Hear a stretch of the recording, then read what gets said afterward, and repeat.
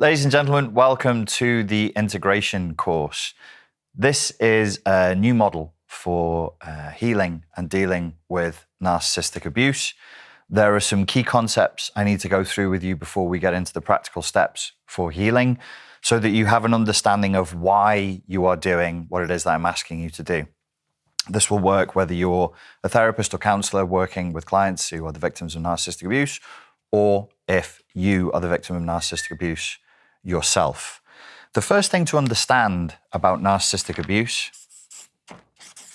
and the pain that it causes and how this differs from models of processing, healing and therapy that I've presented in the past is that the key element of the pain and the key element of the damage that is done is dependent upon fracturing.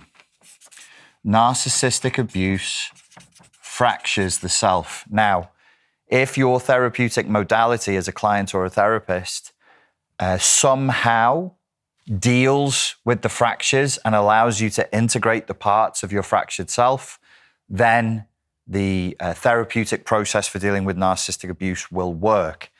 If there is no referencing at all, either directly or indirectly, of the fractured parts, you can end up in therapy and have the unfortunate and disheartening experience of therapy actually making the narcissistic abuse symptoms worse. So a few years ago, I think it was back in 2014, I coined the term narcissistic abuse victim syndrome, and I said it was a form of CPTSD. That's complex post-traumatic stress disorder. We're going to come back to this. What I recommend for this course is that you have notes in front of you and that you take notes as I go. Stop the video, take notes as you need to. If you need to rewind and go back, then do that. There's a lot to cover here, and it is novel. It's new ideas, and some of them are quite challenging. So the first one that we're going to deal with that's reasonably challenging is the pain of narcissistic abuse, and the damage is created by a fracturing of the self. Don't worry, I'm going to get into the specifics of how that happens, why it happens, and what to do about it. We're going to spend as much time on the therapy and the healing in this course as we are in describing the damage that is done. So there are fractures. What is the essence of the pain of narcissistic abuse? So if you were in a relationship, familial, professional, romantic, a friend, a cult, that really represents narcissistic abuse, id est, i.e., at the center, at the pathological center of that organization, at the pathological center of that family unit, that cult, at the pathological center of the relationship, there is a genuine personality disorder. We're not just talking about nasty people. We're not talking about vain people. We're not talking about arrogant and selfish people. We are talking about actual narcissistic personality disorder. You are in for one hell of a ride when it comes to healing from this. I'm going to be honest with you. The reason why is the damage that's done through the fracturing of the self and the intense pain of narcissistic abuse victim syndrome. So if you wake up and your life is a living misery, you cannot do anything, you can't motivate yourself, you can't make decisions. When you make decisions, they're the wrong ones. Your physical health is suffering, your mental health is suffering, your emotional health is suffering, your interpersonal relationships are suffering, your life is really going in a very, very bad direction, then that is actual emotional and psychological abuse at the hands of somebody with narcissistic personality disorder, potentially dark triad, dark tetrad, so comorbid with psychopathy, comorbid with histrionic, with borderline personality disorder, comorbid with sadism, Machiavellianism, and so on. Something very, very, very nasty has happened to you at the most vulnerable parts of your being. Parts, plural. Parts, plural. There are fractures, plural, in the parts of who you are. Don't worry about that just yet. I'm going to explain it all. You'll have a thorough understanding at the end of this. It is a lot. If you need to pause, if you need to take notes, go ahead and do that. The damage is created by the fracturing and the splitting apart of your parts. That's the damage that's done. The pain, the essential pain that somebody with true narcissistic abuse victim syndrome has is caused by something that is not well understood, but incredibly important. It's called cognitive dissonance. Now, if you've been arguing with people online or you watch a lot of mental health TikTok videos, you'd be like, cognitive dissonance is like hypocrisy, or somebody believes one thing, but they also believe another thing to be true at the same time. Wrong. Wrong. Cognitive dissonance is an experience of anxiety and pain that can somatize into the body. You can actually experience physical pain and this really, really anxious sense of dread because you are, as a whole system, trying to function, trying to move forward with two pieces of data and two beliefs that contradict each other. The pieces of data, please hear me, when we're talking about cognitive dissonance. It sounds like it's easy to understand. It's not. The two pieces of data that are battling each other are not just simple beliefs like, I believe the sun will come up tomorrow, or I believe that the grass is green. It's a mode of operating in the world, and those beliefs can be reflected by people, can be reflected by institutions. So if you're receiving an injunction from an institution that the world is this way, but at the same time you're receiving an injunction from a cult of one, a narcissistically abusive relationship, that the world is another way, and you as an individual must act on it in ways that are significant to your status, to your standing in the world, that is cognitive dissonance. It's not just, I believe, two different things that don't really work together and I'm a bit stressed out about it. This, in psychology, the way we use words is, as in any specialized field, is different to the way lay people use words. So you would look that up and you'd say, well, it says stress. Stress. Bit of stress, bit of anxiety. In psychology, stress works on a sliding spectrum that can go all the way up to suicidal ideation. So when we're talking about the system being stressed, and you think, well, a person gets stressed. Maybe they drink a little bit too much. Maybe their sleep is disrupted. In psychology, stress can represent the possibility for total and absolute self-destruction. This is the pain of narcissistic abuse victim syndrome. It's cognitive dissonance created by battling introjects, fractured parts. What are the introjects that are battling here? What is an introject? Introject 1, introject 2. This is, and these introjects, let me just restate this. It's not, I don't think people should put pineapple on pizza, but I secretly really love to put pineapple on pizza. These introjects are about your value as a human being in the world. These introjects are about intrinsic, moral, deep philosophical questions about who you are and what it means to be a human being. And when they battle and you have cognitive dissonance, this is the stress of thinking, I don't know who I am. I don't know what life means. I don't know if I particularly wish to be alive because I'm suffering all the time. This is a massive, massive amount of unbearable suffering. Damages sleep. As I said, it damages sleep. It creates, across time, this stress is really a series of cascading emotional flashbacks, if you want the CPTSD terminology, which we're going to come to in a minute, which ruins lives. It can potentially ruin lives unless there is an intervention therapeutically. And it needs to be a fairly strong one that deals with the actual issue, not talking around the issue. What is an introject? Introject 1, introject 2. And why is this happening? And this is where things will become more challenging now. So very simply, an introject. When you were a little child, the adults in your environment taught you how to be in the world. They said, they speak from on high to down because you are physically small. Don't do that. That's naughty. That's dangerous. That's bad.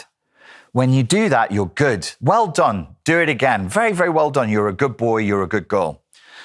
The introjects come from adults, authority figures in childhood, and they are then internalized. I don't know why in psychology, psychoanalytic theory, we didn't just say internalized, but this is a verb and a noun. You introject, it's a verb.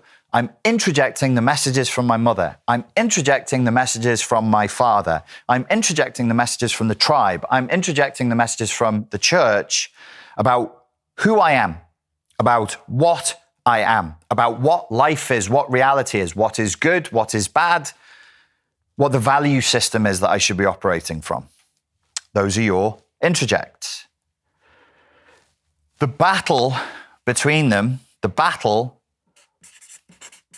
between introjects that are giving you two different messages that oppose each other at the same time are what cause this cognitive dissonance and this massive amount of stress. If you have narcissistic abuse victim syndrome, why would you have battling introjects? Where's that coming from?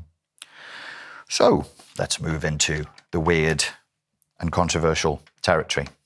Complex post-traumatic stress disorder is a term that was coined by Professor of Psychology Judith Herman. She was the head of the department at the University of Harvard. She may still be. What she noticed was that there was a correlation between the cluster of symptoms reported by adults with childhood trauma and with war veterans. And she said there seems to be something going on that goes beyond normal PTSD. So I'm now going to color with crayons and give you a very rough outline of the differences between PTSD and CPTSD because it's very important to understand. PTSD, roughly speaking, would be a singular event creating singular-ish, but multiple, symptoms that we can consciously tie to the event as the sufferer because we have, if we make this C and this P, we have singular flashbacks that we can consciously identify. So these are just called flashbacks. You've all heard of that. You can have a flashback from acid. You can have a flashback from a violent experience, a traumatic experience. But you consciously know what they are because when I was in the military, I was in a green vehicle and I was driving down the side of the road and an IED blew up and flipped the vehicle. Now, when I see the color green, this is really simplistic. It doesn't work like this, but something like this. Now, when I see the color green, I flash back, there's a memory that comes of a traumatic experience, of a sudden loud explosion, and of my world getting turned upside down. So I have a flashback that I can remember. With complex post-traumatic stress disorder, it's not one experience, it's multiple experiences. So I'll just draw an infinity symbol. It's multiple experiences that are hard for us to dig through in therapy, not impossible, but hard, that create a multiplicity of responses. So the flashbacks, not flashback singular, but flashback plural, plurality and singularity is an important theme here. The plural of the emotional flashbacks. Why is it an emotional flashback? What does that mean? So with a normal flashback, if I ask you what you had for breakfast yesterday, or if I ask you what color your front door is, and I ask you to imagine going through your front door, you'll probably play a short video clip in your head of eating breakfast. You'll probably play a short video clip in your head of your keys going into the lock. How does it sound? How does it feel? What can you see? What color's the door? How do you step forward? So you have visual, auditory, kinesthetic, and olfactory memory to call on. And so you know, you can go, oh, I'm having a PTSD flashback. Green equals a negative, frightening, traumatic experience in combat.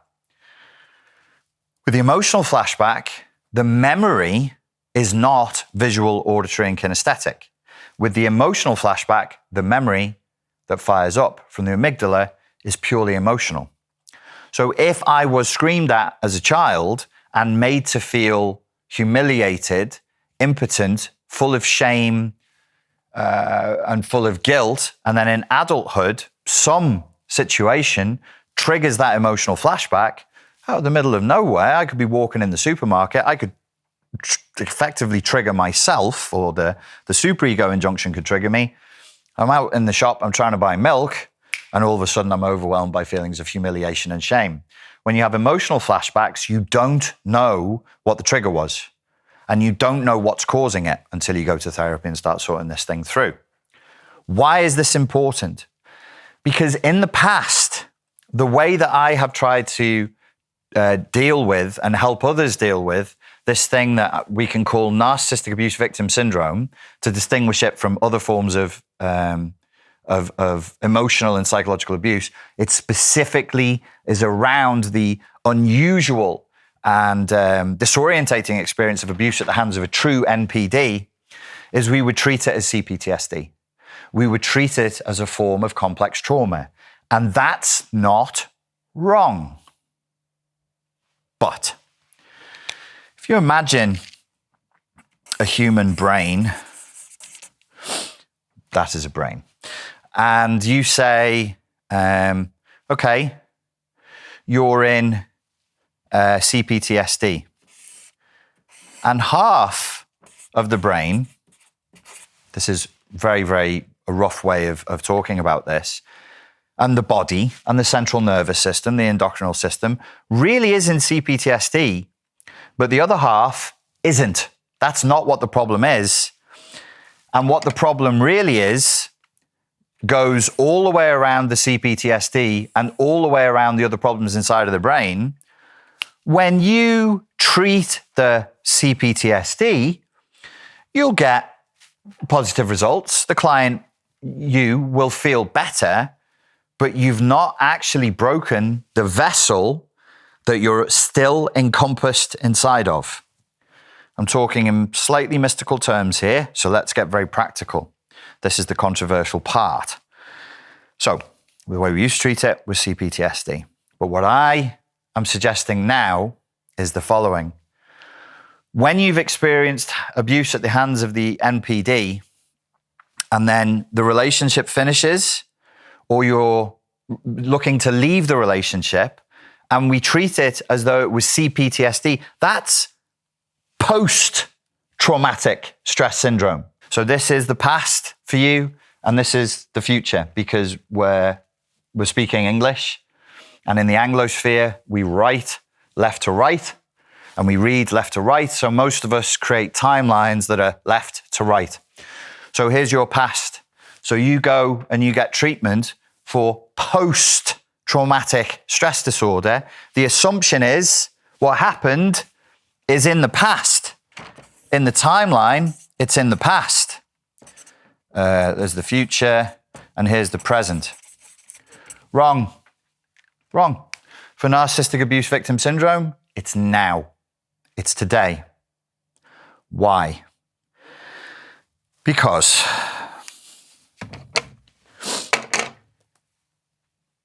when you've been in a narcissistically abusive relationship with somebody with NPD for a period of time, in order to fuse with them, in order to merge with them, which is what they demand of you, you must mirror them. Essentially, you develop NPD light. So the question goes around the narcissistic abuse communities, how do you heal the narcissist? And I would always say, well, it's none of your business. That's another human being. They've got to go to therapy themselves. If they have NPD, it's not going to work, or it might not work, or blah, blah, blah, blah. It's a whole other issue for a different day. There is an NPD that you can heal and that you must heal. And it's you don't have NPD. You don't have NPD. The correct way to view this is as a viral infection. You have a kind of NPD light, a mirrored form of NPD. And that is the reality of narcissistic abuse victim syndrome, is So you have this image of Narcissus. He's in Ovid's tale, a beautiful man, a Greek hunter who's so gorgeous, he ignores all the women and he's really only interested in himself. A beautiful wood nymph called Echo falls in love with him, but he falls in love when he looks into the water and sees his reflection. He falls in love with his mirror image. He looks into himself and sees the most beautiful thing he's ever seen, and he cannot tear his eyes away from it. And depending on the myth, he turns to stone, he dies there, he remains stuck, he becomes mortified. He is no longer alive. There's a thanotic drive within him. Let's say he turns to stone. In other myths, he turns into a flower. He turns into literally a narcissus. The narcissus flower, that's where that comes from. That's why the flower is named that way. But he or she is stuck in a mirror reality. When you get with them, so mirror is a noun. There is a thing called a mirror, but it's also a verb. So you can mirror somebody. It is known in the literature that people who are on the spectrum for autism, in order to cope with the ambiguity of communication with other people, get very, very good at mirroring. It is known that people who've had very, very traumatic childhoods and have very high levels of, let's say, codependency or dependent personality disorder, they also use mirroring as a way of coping. You are all aware, most people would be aware, perhaps not everybody, that when we're looking at complex post-traumatic stress disorder, this focuses on certain primal responses to stress. Originally, there was 3. Danger arrives, you can fight it. You can flee from it. Fight, flight. I was trying to say flee, and then I thought that's a bit arcane. Or you freeze. The most primal response is freezing. In all animals, it's just keep still. Keep as still as you can. So we all freeze to some degree. But fight and flight is higher up the evolutionary chain in terms of a decision that you can make and you can control. Freezing is much harder to control because it's more primal in terms of our evolution. So there's 3, right? Oh yeah, okay, so it's danger, you fight with it, the saber-toothed tiger attacks, you smash it in the head with a rock. You run away. Or you keep really still. A lot of predators, they use peripheral vision rather than tunnel vision to detect movement. And if they see movement off and to the left, that's what they'll go for. If it runs, they'll attack it. So we have 3. And then a researcher, clinician called Pete Walker comes along, enters the CPTSD space and says, no, there's a 4th one. It's called fawning. Fawning. Now, you may not have had a traumatic childhood. You may not have been raised in a narcissistically abusive family. You may never have felt like you're anywhere on the spectrum for autism or codependency or anything. But if you get entrapped into a relationship with somebody who has a narcissistic personality disorder, in order to survive that relationship, in order to merge with them, you must engage in mirroring, which is a form of fawning. So even if you didn't have a pronounced fawning response before the relationship, you do after it. Even if you've never really bothered with mirroring anybody in your life before, you will learn, and it's a primal response. It's a primal survival mechanism. You will learn to mirror them. So you are now infected with a virus that they have, you are past tense. They have the virus, you had it. It's still in you. It's still moving within you. You don't have MPD, but you have the echo to the narcissus. So narcissus is full-blown MPD. Echo is a vessel. He represents toxic masculinity. She represents toxic femininity. He's stuck on yang. He's stuck on transmit. I'm amazing. I'm here. You know, it's thrusting. It's forward moving. Echo is toxic yin. And she's become a vessel. She doesn't have her own voice. She can only echo other people's words. So she's passive. She's stuck on passivity. Where the real world, real health is yin and yang. It's movement, it's polarity, it's a dance. It can even be a battle. There's life when there's movement. When things freeze, they die. They mortify. Mort, meaning death. They become dead. They become dead things. This whole thing is a process of death. Entering into a relationship with an NPD and mirroring them is a form of dying. It's a form of sacrifice to try to attain eternal life. Stay with me. I didn't go mad. I'm not moving into Jungian pure self-indulgent mysticism. I'm saying, though, archetypically and symbolically, this is a religious motivation that we have inside of us as human beings. It's like we have innate religious tendencies, and we're going to get into this in the next part of the course. When we mirror with them, it's trade. It's like a deal done with the devil.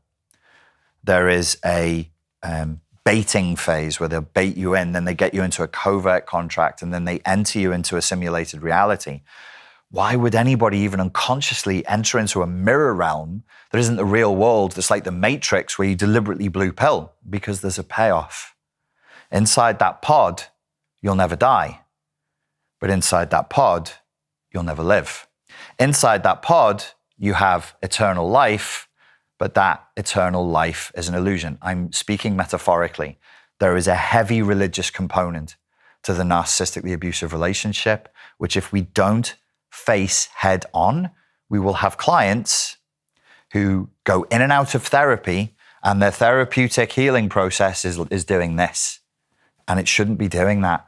It can do this, it can zig and zag, I don't mind that, but it should be going up across a timeline, and they should be leaving and never coming back to this.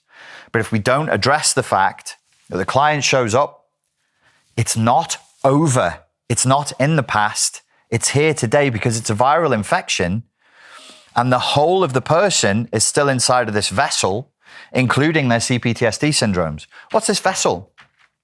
What's this vessel? Those of you who've been following me for a while know. That's the shared fantasy. That's the Matrix. What's a shared fantasy? Shared fantasy is a term that was coined by a psychiatrist from Belgium in 1989. My favorite way of understanding, all relationships have a shared fantasy. There's nothing wrong with having a shared fantasy. It's perfectly healthy. The best way of understanding a shared fantasy for me, that works for me, is understanding people who play Dungeons and Dragons or they do live action role play. So in order to get the payoff of enjoying the game, of playing Dungeons and Dragons, I have to willfully suspend my disbelief so that for the next 3 hours while we're rolling the 8-sided dice, I am a mage, you are an elf, you are a brave warrior, you are a dragon, you are whatever the story is. Why? Why do we do this? The same religious impulse within us that I'm going to come back to again and again is the same impulse towards romance, mystery, fiction, archetypes. The narcissist, I claim, is a fiction. And so the NPD person has a strange relationship with fiction because their whole life depends on it. Why am I in this vessel? The vessel is the metaphorical manifestation of the shared fantasy space. Think of the pod in the Matrix. What does the word matrix mean? It derives from the word womb. So not only is there a religious impulse to transcend the material world that hooks us into the narcissistically abusive relationship, there's an impulse to return to the womb, which is a perfectly valid impulse to desire to transcend the material. Great. The desire to experience unification, oneness, the satiation of all need, a sort of an oceanic level of consciousness, fine, no problem. But these impulses in us are being hacked and they're being used against us. And we have to be aware of this. My client shows up and they're still in the shared fantasy space. The therapy I'm doing with them isn't really real. Why? Because there is one dominant introject. We come back here, introject 1 and introject 2. Or we could just say, I'm keeping this very simple. This is the NPD. They now live inside of you. You are colonized, you're infected. And then there is the authentic self. And the battle that they have, call him. Call her. Go on. Check her social media. Check her social media. Why? Just have a look. What for? Why don't you send her a message? What would I do that for? She was abusive. Well, she wasn't really. You know, she had a lot of problems in childhood. And that's no excuse to do what she did to me on blah, blah, blah, blah, blah, when she did this. Yeah, but you miss her, don't you? You miss her. This is what they call in Islam the wasa-wasa. The devil on your shoulder, just whispering in your ear, trying to get you to do things that you know you're not supposed to do. Sounds funny when I describe it like that. This is no joke. This drives people insane. There are a minimum 2 parts to themselves in a battle. And the NPD introject is in you trying to get you to do dumb shit. So I go to therapy. We treat my CPTSD. Get a little bit better, you know, less anxious, feeling a bit more confident, sleeping better. Sorry, who's getting better? Who? Is it my authentic self? Or is it the NPD? Now, don't get spooky and weird about this. It's an introject. It's powerful. It's not all powerful. You have allowed that introject in because you mirrored them in order to survive the relationship. Why would you want to survive a relationship with somebody like this? Typically, the way I describe the narcissistic abuse relationship life cycle, I got this from cult psychology. You might have seen my work with Mark Vicente, Narcissistic Cults Decoded. It offers a lot of very good insight into giving you a broader, multidimensional understanding of narcissism, I promise you. So you start with lack. This isn't news for cult psychologists. This isn't news. It's news for us. You know, I had somebody in Croatia saying, oh, my Serbian psychiatrist knew that. Well, bully for them, most people don't. It's not known, generally speaking, to look at the client and look at the narcissistic abuse timeline and say, where were you? Where were you? You are important. You matter. Oh, the narcissist, he was this, he was that, she was amazing, she was an alpha, whatever, where were you? Where were you when this began? Had you just moved to a new city? Did you just overcome an illness? Are you in a foreign country? Have you just had a loss in the family? What is the lack in you that leads you to take on, sorry if you are already familiar with this is the people who are not, you take a bait. They bait you. They leverage what you love. They get you into a covert contract. The covert contract is you trade your agency, your sovereignty for the mirror world, for the shared fantasy, for the matrix. You trade it off. It's a kind of, you're going to die. It's like the vampire. Like, I'm going to bite you, but you won't die. You'll be a vampire like me and you'll experience eternal life. That's the payoff. That's the covert contract. Boom, down into the matrix we go. If our therapeutic process doesn't take us out of the matrix and break the shared fantasy and put the fractured parts of us that we're going to get into the next section back together, the therapy becomes almost masturbatory because you're getting better inside of the shared fantasy. We have to break the shared fantasy. We have to smash the vessel and get out. And that, again, will be unpleasant, uncomfortable, and traumatic, but it's the only way to become free. There is a self there that is trying to come forth. Why has it happened like this? Essentially, it's almost like the mathematics of narcissism, this. So you have, there's a 1, there's a 1, there's a 2. For the narcissistically abusive relationship to occur, you have one adult and another adult becoming 1. So you have 2 into 1. That's called fusing and merging. The narcissist will tolerate nothing less. You want to be with me? You want to enter the mirror world? You want to get into my narcissistic matrix and enjoy narcissistic elation and eternal life? You become me. We become as one flesh. We become as one body. Very unhealthy. It's something you have to get out of.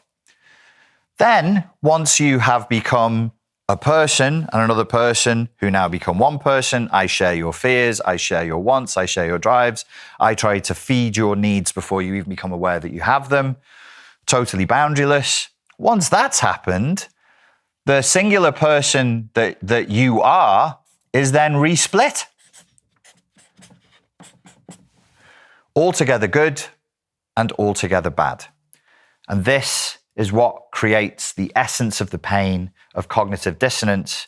But we're going to get deeper into this, into the next section, and I'm going to show you how to fix this step by step. Ladies and gentlemen, I hope that you enjoyed that video. These are concepts from my latest course, Narcissistic Matrix Reintegration. This is a course that operates from the assumption that the major barrier to recovery from narcissistic abuse is the mirroring that takes place between us as the target and the narcissist, and that the major pain that we experience is a fracturing of the self that needs reintegration. If you're interested in those concepts and in getting that course, you can get it from this link here. Thank you very much for your time and for your attention. I look forward to speaking to you very soon. Thank you.